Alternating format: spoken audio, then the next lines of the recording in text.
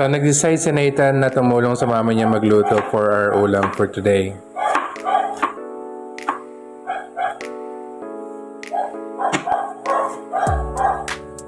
So, tinutulungan ni Nathan yung mami niya para magluto ng... Anong niluluto mo, mami? Bulalo? Yes, bulalo. Bulalo. Ayan, nagtatalab na sibuyas.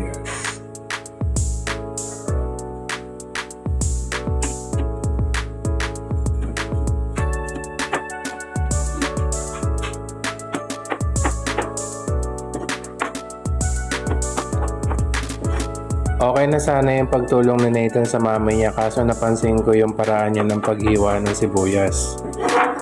Ano naman, huwag naman ganyang kaliliit. Dinadice ko nga eh. Bulalo ang ano natin, anak, dapat malalaking tipak.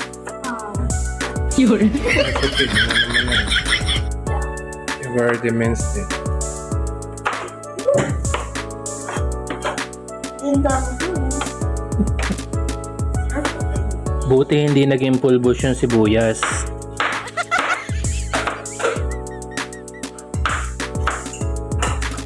So ayun na nga po ng mga kaibigan. So inumpisahan ng lutuin ni Mami yung laman ng baka. So pinainitan niya muna to para ma-drain out yung excess na tubig doon sa laman, and then para na rin matanggal yung langsa. And then later on, isasangkot siya na niya to, lalagyan ng tubig, asin, and then yung sibuyas, and then papakuluan para gawing bulalo. Natutuwa lang ako at nagpakita ng inisyatibo itong si Nathan para tulungan si mami niya. So I hope na mag-continue on ito hanggang sa paglaki niya. So yun lang po.